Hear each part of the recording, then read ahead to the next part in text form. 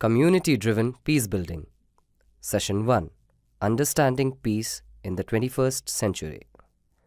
What is the realistic meaning of peace in our lives? In our world today, there are three main approaches or dimensions of peace.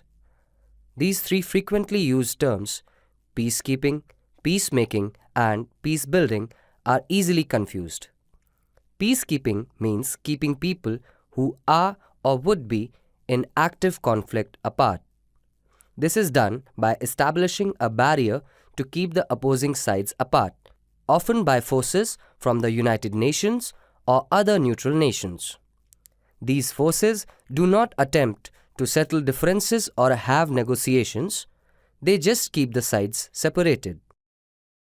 Peacemaking is the task of building an agreement between the opposing groups. This can be done directly, but often there is a third-party mediator who assists with communication problems, facilitates the negotiations, and drafts the agreement.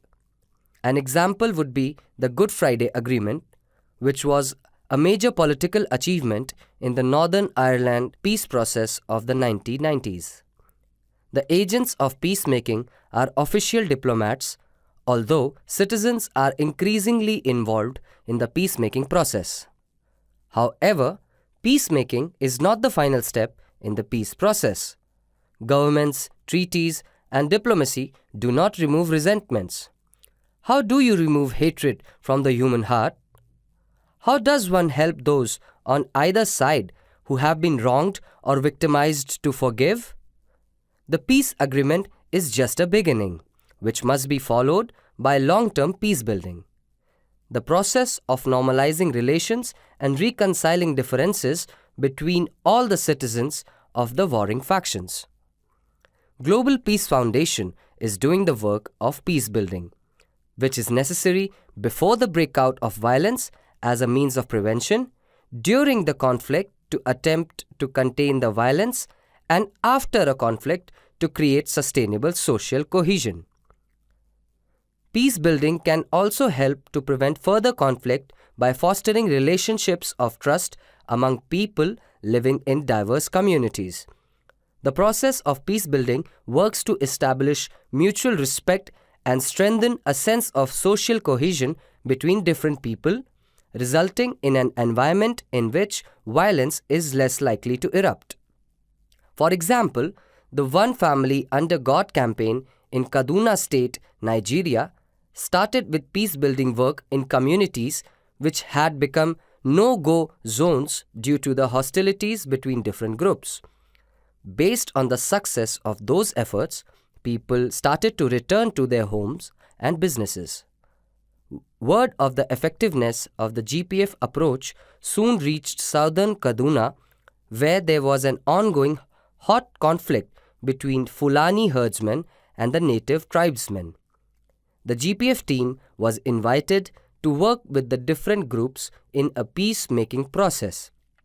2 ceasefires were negotiated, and the team began a more intensive process to ensure that the groups began to work with each other for the sake of peace for all people.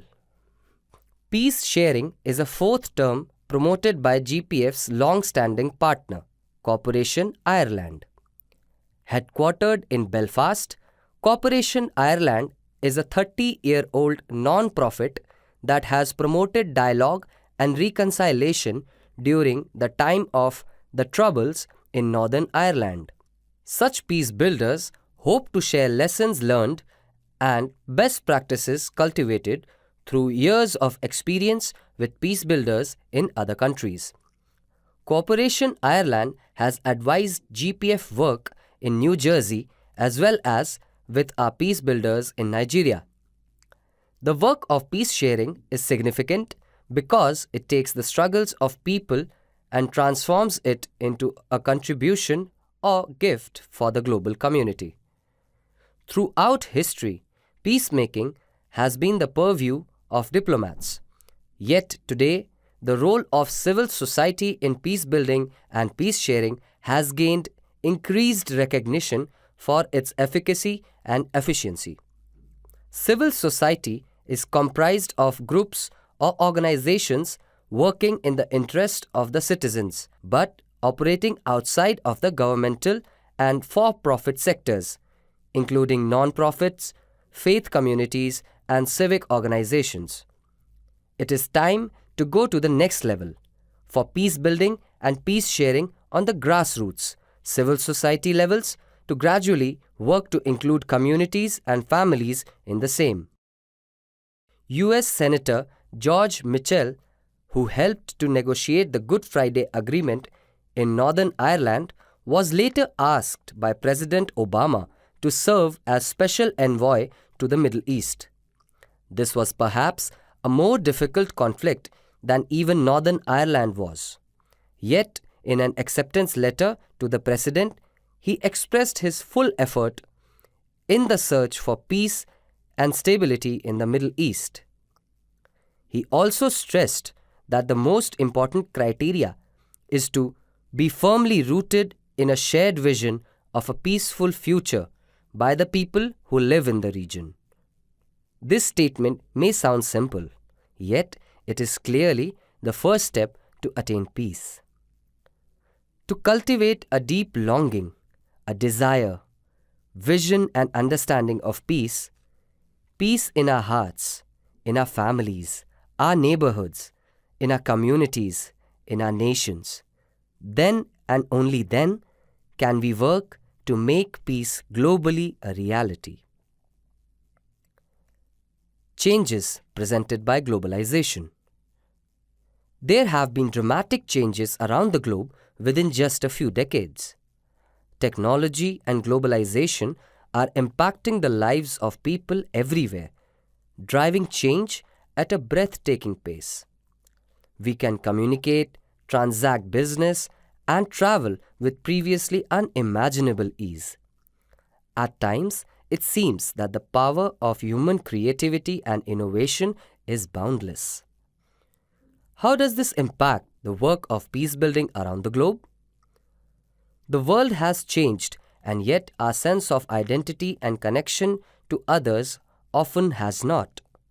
This is to say that while science and technology may have bridged external barriers, they have not been able to take away the racial, religious, national, and tribal or ethnic identities that continue to drive conflict and corruption in every aspect of society. We are now interacting with the whole world and all its differences. As a result, we affect each other much more than ever before. In the age of the 24/7 news cycle and with the flattening power of news and social media, local issues can quickly escalate into global concerns. The attitudes, actions, and behaviors on one area of the globe can positively or negatively impact other regions in ways that we still struggle to understand. Despite the great promise of the 21st century, we continue to face dire realities and ominous challenges everywhere. Conflict and corruption on every continent cripple human progress towards peace and prosperity. Our most pressing challenge today is an ethical one. Our technology can gather massive data on our browsing habits and consumer preferences, but cannot help us to understand each other, respect each other, or forgive each other. We are faced with a significant gap between our external development and our ethical maturity. This is a values deficit far more alarming than any trade or budget shortfall. Technology has driven rapid development, but technology is itself value neutral. It has the potential to improve the quality of life, but it can also be used for the development of weapons of mass destruction. Likewise, globalization amplifies both negative and positive developments. Identity-based conflict. With dramatically changing social institutions and norms, and uncertainty about the future, it is understandable that some individuals may face deep struggles about meaning, purpose, and identity. One of our great dilemmas today is the attraction of many youths to radical groups like ISIS. Such groups provide a persuasive yet deeply flawed sense of certainty, belonging, and identity. With explanations framed in religious terms but twisted by extremist interpretations that justify violence and inhumanity, such groups present a dangerous challenge to modern civil society that must be addressed. These violent extremist groups represent what we call identity-based conflict at its very worst. Groups such as ISIS exemplify what happens when identity-based conflicts are taken to their logical end. These extremists have divided the world into us versus them, the kind of view that divides and elevates some while dehumanizing others. We maintain that limiting, self-reinforcing identity is not only the root of extremist violence, but essentially every challenge that we can observe in our world today. The us versus them mentality divides us, keeps us apart, and subsequently directly contributes to war, conflict, corruption. And by destroying opportunities to share and collaborate, this mindset continues a vicious cycle of underdevelopment, poverty, environmental degradation, and more. We have mentioned a dramatic example of identity-based conflict, yet actually most conflicts over the world can be seen from this lens of identity. Identity is the set of behavioral or personal characteristics by which an individual is recognizable as a member of a group. There is a comfortable sense of belonging when we are within our own circle or group. According to Abraham Maslow's theory on the hierarchy of needs, humans need to feel a sense of belonging and acceptance among their social groups, regardless of whether these groups are large or small. For example, some large social groups may include religious groups, ethnic groups, professional organizations, clubs, co-workers, sports team, and gangs, to name a few. Yet it is when we understand and think of ourselves exclusively as a member of a group, this sows the seeds of the others, which invariably breeds a negative, competitive, or suspicious attitudes towards those outside my group. This is belonging gone wrong. There can be a tendency of individuals to view the social world in terms of an in-group, that is us, and an out-group, that is them. Consequently, people prefer to associate with those who are similar over those who are different. Today, neuroscience tells us that we are wired in our primal brain to fear difference for our survival. Oftentimes, this causes us to see others as lesser or even as a threat to my group. This division can be exacerbated by a history of resentment or revenge. It breeds the us versus them perspective, and it is the seed of conflict that has wreaked havoc in our world to this day.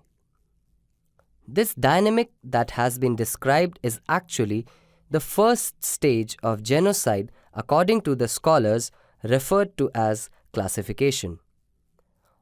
All cultures have categories to distinguish between us and them, between members of our group and others. We treat dissimilar categories of people differently. All of these things make it difficult to welcome the stranger. There is no quick fix in peace building. Peace building takes time and requires a deep well of patience. Ultimately, however, the resolution of identity-based conflict, the us versus them struggle, is that in reality, there is only us. The good news is, we have an existing shared identity already, our common humanity. our shared identity. We urgently need a unifying vision that affirms the self-evident, transcendent truths that define our common humanity, grounded in universal principles that support fundamental human rights and the spiritual and moral essence of all people.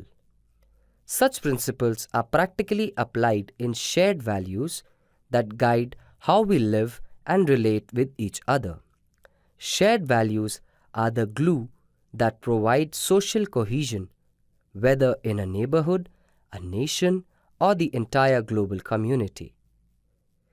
The Global Peace Foundation, GPF, promotes such a vision that all people, regardless of nationality, race, ethnicity, or religion, belong to one family under God. All people share a common essence and heritage, our humanness, which extends beyond even our most pronounced external differences. Because we share a common origin, the creator or essence of life, we are all part of one human family. This simple yet powerful vision statement can inspire our common effort to build a world of sustainable peace. And from this values-based approach, GPF is addressing critical issues of peace and opportunity in communities and nations around the world, and working to build consensus around shared values to advance the creation of vibrant, prosperous, ethical societies. Cohesion in diverse and pluralistic societies is possible based on universal principles and shared values. Though the world's religious traditions may differ greatly in doctrines and modes of worship, they share broad agreement on the essentials of how people should treat each other and live together. The essence of our humanity and of life itself is intangible, or we could say spiritual in nature. We naturally and intuitively recognize that every person has inherent value endowed by the creator of life. In the next session, let's explore what are these universal principles and shared values that we all hold dear.